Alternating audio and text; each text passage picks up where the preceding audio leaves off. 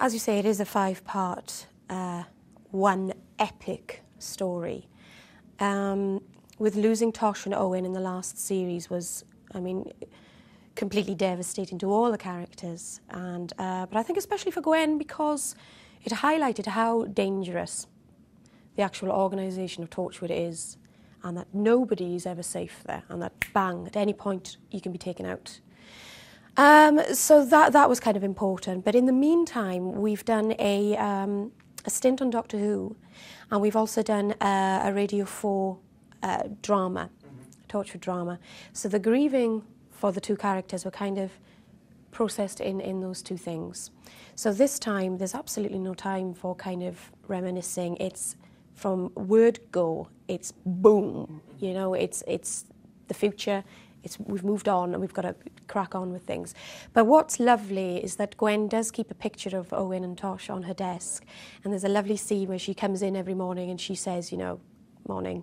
And so that, you know, they're given a little salute all the time, and they're a huge symbol this year as well of kind of how quick your life can be over in Torchwood. So their memory's always alive. It's such a treat for a director, a TV director, to kind of have ownership over 5 hours of television and one story, overseeing one story from, you know, its beginning, its middle and its end. So that for me was a real attraction of working on the show.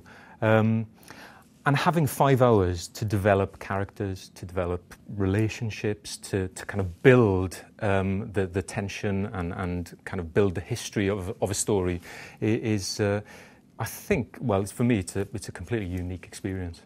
If anything, it's actually become more of an ensemble piece this year. Inevitably, we get fantastic guest leads in, and we've got some super people this year.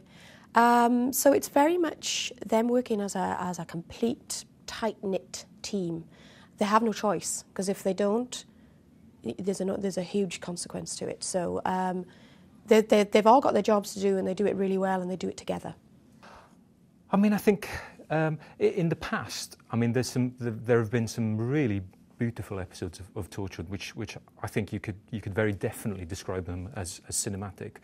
But for season 3, I mean, the fact that we're able to take our time over 5 hours to tell this one story gives it a scale that hasn't been seen before. It's epic, it's grand, it's about the survival of the human race, and you know, that's definitely a step up for us.